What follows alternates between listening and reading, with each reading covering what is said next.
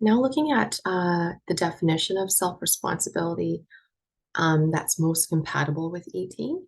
Um, in this presentation, um, the definition of self-responsibility, which I found that I'm going to be referring to, and it's not necessarily the correct one or the agreed upon one, um, I found drawn from Adam's law of existential consequences that essentially defines one's engagement in action, leads to something else that he or she becomes responsible for, simply put, by taking responsibility for virtually everything one engages in.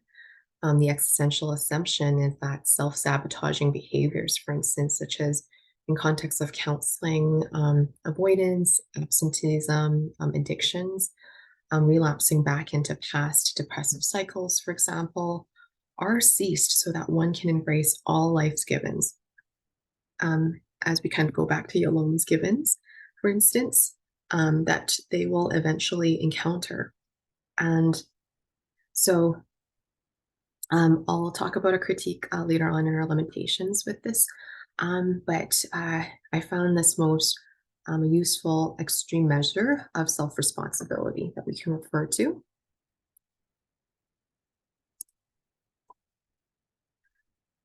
So in context of what the existentials say, that helps one move towards a path of health, um, it is one that helps them continually pursue self-discovery, and it's through seeking the meaning of in their lives. So as part of their openness to life's ultimate concerns, again, we mentioned, we'll just use examples of Yalom's givens. So these concerns, this individual would initially experience anxiety-provoked realizations, only to later accept, if they are healthy, are in the healthy path, that this is part of human existence. So specifically, so for one to be healthy, they would accept the permanence of these unsolvable tensions of these givens, with that are kind of like in a binary form, like life versus death, freedom versus restraint, isolation versus togetherness, purposefulness versus purposelessness, and these are kind of how maybe the views in North America or views in society have imposed on us, these binary views. So for instance, say a client realizes they're diagnosed with a terminal illness, and their initial experience is profound apprehensions of not being, and that carries with it the ambivalence in continuing to embrace the remainder of being, knowing it will end soon. And I can imagine, as a counselor, existential therapist, or not even an existential therapist, like, how do we help them feel better despite they won't be here for long? So it's really encaptured in what to make of it. The existential say it's what we make of it in that short time of knowing their disease, and kind of how do they make moving forward in the short duration before their life ceases. So this paradox is to confront death by living enriched lives, is implied as an existentially healthy approach to face the outcome. Literally self-responsibility to face the outcome. I can't imagine, but that's kind of how this overall theme around self-responsibility is. And existentialists place a much emphasis on one's own contributions to their distresses too, and thereby ability to liberate themselves. So perhaps some of the limits of that we'll talk about in the limitations section. So overall, a healthy individual is a lifelong learner in continual pursuit along their existential journey over arriving at a certain destination. And again, I think I I don't believe I've included this in the limitations, but I see a limitation here in context of um, helping a client achieve confines within the confines of therapy, developing a goal, a measurable goal, like what we call SMART goals. So specific, measurable, achievable, think reachable or reasonable, and then timely. So usually, and I use this too. So how does that fit with maybe existential exploration to live authentically? How do we measure some self-responsibility taking? Um, if it's kind of like not really a destination, but an ongoing.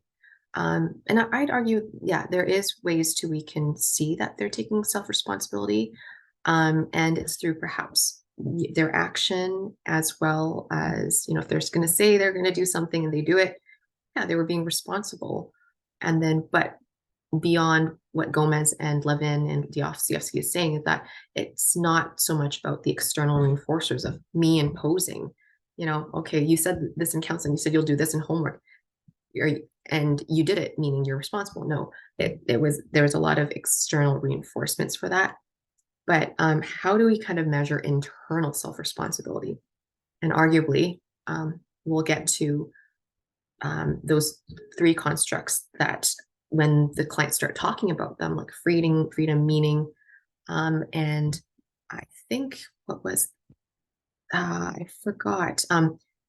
But once they start talking about relatedness, that's kind of like a sends me a radar that that's self responsibility talk, and so as it is part of human nature to be vigilant in spotting deviations in meaninglessness. Sustained meaninglessness can perturb this particular person to develop an unhealthy disposition. So people tend to not existentialist would believe that one would not want to stay in the path of unhealthy for too long because their tendency to spot any deviations from being meaningless, um, like their meaninglessness, would call them um, to potentiate changing that.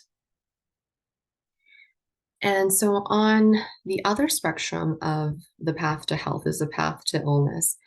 And as I mentioned, clients, individuals in general differ significantly depending on the degree of responsibility that they are willing to take on.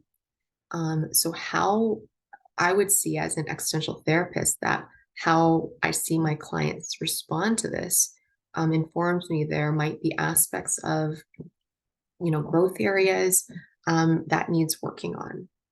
So existentialists are influenced, and here I'll mention a bit of Freud's psychodynamic theory of personality, as it does touch on some justification um, on the pathology that a lot pathology of human existence when it goes awry. That also supports what the existentialists say. So Forbes' theory would posit that conflicting internal forces becomes adaptive or pathological. And as such, the existential therapist would tend to acknowledge one's personality and experiencing, say, inner conflict about their mortality as their instinct to survive a terminal illness prompts ineffective defenses, such as denying it and not facing it. Um, so these existentially ineffective defenses, such as evading responsibility, is recognized by Jean-Paul Sartre, and I butchered that name. I'm sorry. I didn't talk about him in detail, but his ideas are as um, these ineffective defenses of running from responsibilities is part of an unhealthy characteristic that is self-defeating in response to existential problems. So such characteristics are dire to enhancing one's likelihood to accept responsibility for their actions. So, when faced with these ineffective defenses, now what, right? We are called to action. We have the potential to kind of, now knowing that we're being ineffective, now it's time to take responsibility to correct that. So one can respond in various ways. Now, let's just say they don't, right? And what would the ill-path person take? Um, so one could respond in different ways to run away from responsibility, such as passing responsibility for their life circumstances, let's say terminal illness, extremes of that, onto external factors like blaming their family members for having inherited this illness from them, and thereby denying their responsibility and their own contributions. Maybe they, I would not say this in therapy per se, but um, depends on how much they blame their family for their situation. But um, they could also start. Then they would might if they start overlooking that they were indulging in excessively unhealthy lifestyle, like smoking, drinking, that's contributing to worsening their health. That's also running from responsibility, right? So responsibility for accepting their outcome. Alternatively, this individual can also bypass responsibility by entering in a temporary state of irrationality, and such as going through severe depression to avoid accountability for their outcome. Perhaps not saying that they're purposely avoiding rationality, because when I can imagine if I'm faced with um, a terminal illness, it would completely pull the rug under me, everything I've ever known. So I would go into a depressive state too. But in extremes, to go through a long duration to develop a condition from that would prevent one from being able to take accountability for their outcomes, such as exploring other health options to minimize the suffering in the remainder of their quality of life, right? To delay the progression of the illness, right? Um, and so, um, so descending into madness is another one. So one does not have to be, know, feel, do, or live and ultimately escape abundance of choices that accompany freedom. And it could be done through escaping responsibility, through discharging the pain of being held captive by the unpleasant situation, such as the experiences of individuals with post-traumatic stress disorder, the derealization, dissociation, and attempts to escape from this emotionally distressing trauma-related memory. And generally, other researchers, Dasein and Adams, denotes that existential dysfunction um, arises not only when one denies responsibility for things that they are responsible for, but when they do take responsibility for things they are not. So here we would see that Dostoevsky would also agree that this is a expedient path to taking responsibility in a not genuine way, and an extremist kind of uh, lacking thoughtful view of what uh, taking responsibility would mean internally, meaningfully, and not about what others about taking others' responsibilities away. So, for instance, in accepting one's responsibility for their contributions for an unhealthy lifestyle that exacerbates their illness, they also, one could also, an extreme would be an unhealthy path would be unrealistic, extending their responsibility for passing on their illnesses to their children as well. So we can see that there's an extreme, a disadvantage to taking extreme self-responsibility in the direction of overly compensating for others um, irrationally. So, and further in understanding how self responsibility is dealt with, such as either to deny or accept it, such individual differences can reveal unhealthy aspects of one's personality, such as what lending from Freud's psychodynamic theory of personality, to which imparts an existential crisis disguised in their presenting concerns. So the client comes in with a certain anxiety, um, anxious, anxious distresses. Their situation is that they're really nervous with presenting, um, and communicating with others. So there's some social anxiety involved. But in there is an existential crisis, or call to perhaps a personality gap that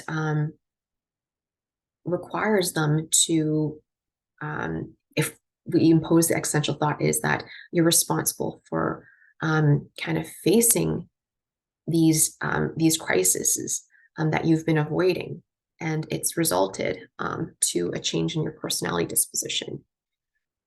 For instance, one who is disguised with terminal illness may experience severe emotional distress, while others may cope reasonably well, which implies different cognitions between them corresponding to subsequent behaviors, such as taking responsibility or not taking responsibility. I'd argue that just differences in cognition or thoughts doesn't necessarily point to personality flaw. It could just be a thought, and it could be, or it could be, and it could be learned. So there is a capacity to change, and hope to change this growth gap through taking responsibility. So overall, the main protective factors for one's uh, against one's path to illness is to seek responsibility for their situation to buffer against the ailments. And now looking into existential self-responsibility in relation to, like I mentioned, some of the constructs, or how I would kind of measure, or it'll send me kind of like, it'll kind of alert me that the client's, taking, maybe taking self-responsibility, and it's through their talks of freedom, relatedness, and meaning. And on my end, perhaps I can um, evoke that in them through starting conversations around these constructs, even if they don't. So with freedom, in an existential sense, it comes with the willingness to action one's responsibility and their outcome based on whether they perceive their own contributions to their success or failure. And this kind of tacks on to self-efficacy. So if you don't know, um, I kind of use this example of to explain like intentionality behind willingness to change, or to notice their internal changes. Um, so when clients do start putting more intentions into noticing their skills, I'm trying to evoke self-efficacy within them. So it's kind of like I use the metaphor of they're playing pool, and rather than just shooting I don't know the exact technical words for it, but shooting the white ball to hit any kind of ball into the pool holes, um, like the actual game in itself, the intention behind it is the pool player would actually need to call beforehand, before they hit the ball, which hole it gets into. That's intentionality. And that's what fosters self-efficacy, because that connects your intention, your action. So your self-responsibility in connecting and to an outcome. So which is, the success or failure of getting that ball in the hole isn't by random um, action. You called it. So I would say that I would parallel that taking responsibility requires being intentional about your actions, and creating that, um, being able to create views of how you assess your success or failures in a self-efficacious sense enhances that view even more so. So you're not saying like, you're not kind of just uh, superficially saying, life what is some self-deprecating clients would say, I only did this, and I do this too. I only did this because things happen. Like I passed the test because it was just random accident. My professor was really easy. No, like you need to be able to see what your contributions are to it, right? Um, you had the freedom, and you chose to, with that freedom, to study, and you did well on the test. So um, so in context, well, I'll bring it back to an example of freedom, existential freedom, um, with the awareness of when, with a client discovering their terminal illness diagnosis, and typically would condemn him or her to the outcome of a shorter lifespan. Yet he or she could action to bring about meaningful choices that may or may not enrich the remainder of their lives, right? So, however, Frankl does remind us on how attaining freedom through accepting self-responsibility threatens to lead a life into arbitrariness. But in not doing so, it contradicts what it means to live. So, so overall, to be free also means to, at the same time, accept the reality of engaging in the natural course of entering and exiting in life, kind of like a pendulum. And meanwhile, authoring your responsibility for choice and finding these nuggets of freedom in these choices and actions that you could take that comes with it, right? Um, And the next construct of existential responsibility looks in through relatedness. So um, relatedness in itself embodies in the phenomenological inquiry that is foundational to ET. So in contemporary Western thinking, relatedness does denote a sense of dualism in um, like I've mentioned, with Yalom's givens, they're almost like existing in vertical divide. So to be responsible versus being irresponsible, healthy versus unhealthy. And this provides, in a way, the function of kind of separating it into categories this way. It does provide humans with a comfort of certainty of one's position in relation to another. So, such as, what's my responsibility in this illness versus what's my family's responsibility in this illness, and in this world. Why me? Why not the other person in relation to another person? So, as you could probably tell, as such, um, dualistic thinking is incompatible with the existential perspective on the human condition occurring in a range, right? A range in the path of unhealth and health. Um, and uh, and so um, so Spinelli would describe that such a continuum um, as horizontal divides also implies that self-responsibility is to be responsible for everything across the spectrum within ourselves. So what this is not talking about taking responsibility for everything, but we're talking about everything in terms of what's external, about taking responsibility for others' actions that Dostoevsky was you know, kind of criticizing on. But what Spinelli is positioning is in a range of all these kind of dualisms that are these givens that we're faced with at each stage along these divides. We are to take responsibility for. We have the potential to take responsibility for no matter what stage of illness we are along a spectrum. There is some sort of controllability. And finally, the meaning aspect of taking existential responsibility.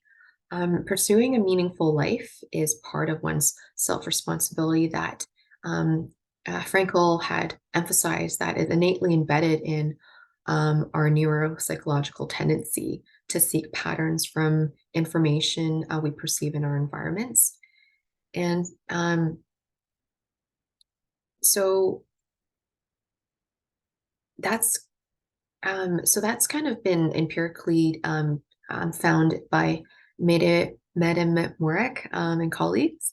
And Kapasamy and colleagues did also find evidence of innate pattern seeking when they were studying parents' almost immediate reactive responses to immediately seeking information once they noticed like differences in their child's um, appearances, for instance, maybe like a change in their, suddenly their teeth is wobbly or something does, maybe the color of their skin is kind of weird. So there's some sort of innate ingrown parental like evolutionary sense that we pattern seek and we try to fill in the meaning behind um, um, what we notice in our, to the extent that we are trying to fill in the gaps in what is not meaningful to us. We try to put in some meaning behind it. So overall, as a presence of such implicit learning patterns, implies humans' capabilities to spot deviations, like I earlier mentioned, and with or without awareness, it's unconscious in us. It's what it's found. And this suggests that life without patterns or is one without meaning, which disempowers the very reason for upholding responsibility in the first place. Like why hold responsibility in the first place um, if it's not meaningful to us? Like why live? Why be responsible for something we don't find meaningful? So it ties those two together. And it's possible to acquire existential self-responsibility. And Adams would premise that acquiring skills is distinctively acquiring skills in existentialism is distinctly different from acquiring techniques and other modalities, in that a skills requires taking ownership of being. So it's almost like a life attitude. There's no perhaps step-by-step action to it, much like with CBT or CPT, which is cognitive processing theory that touches on like specific steps for a practitioner to follow. Whereas an existential therapist, there aren't really a specific step. It's more so of like, you know, being with the client and holding perhaps a similar kind of like existential view or attitude to be able to carry out these difficult life conversations or humanistic conversations. So specifically, learning the skill of self-responsibility then is beyond following a set of steps and instead involves deeply understanding the client's position in relation to others and the world across time and space. And that also tells in itself that therapists should have also done that work for themselves as well.